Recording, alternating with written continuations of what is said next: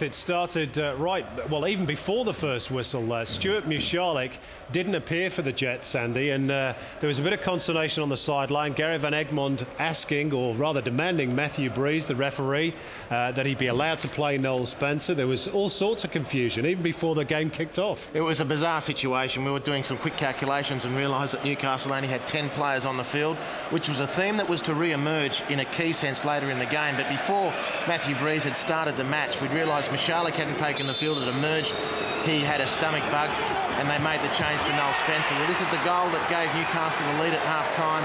Controversy right through this game, Simon, including this goal, a foul potentially on Daniel Allsop. Yeah, there was a suggestion of just a little shove there. The Melbourne bench certainly thought that there was. Obviously, the Newcastle bench disagreed. Melbourne had a lot of the ball, Andy, but they just couldn't do enough with it. Strangely, the way the game emerged, they had even more ball as the game developed, but they did very little with it. They didn't force any saves of note from Ante Covic. He worked in tandem there with Adam Griffiths to keep that one clear, and that was their best moment of the first half. This was the send-off.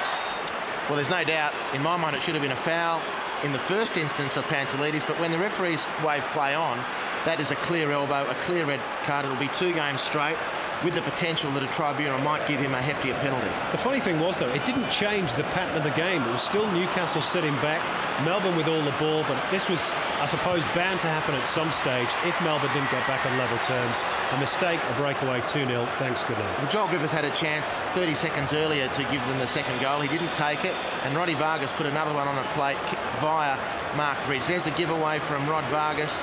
Mark Bridge returned the ball to Joel Griffiths immediately. It was 2-0 on 88 minutes. Even though they had the extra player for a large chunk of the second half, Newcastle couldn't hold possession at all. They put themselves under enormous pressure, and Melbourne, to their credit, really fought it out.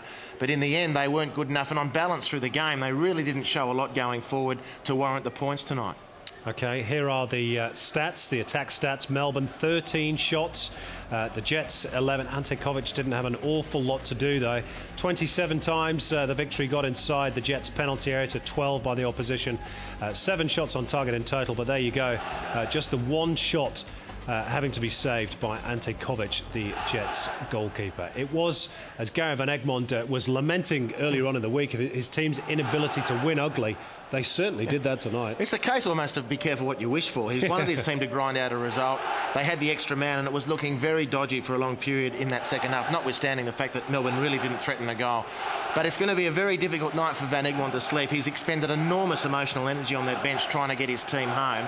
They got the 2 goals and the 3 points, and they got the ugly win that apparently he was so keen on getting. And we should give them a lot of credit for that, because they were without the likes of Stephen Labour tonight. They lost Michalek, as we said just before kick-off. So it was tough tonight for the Jets, but even tougher Leith for Melbourne.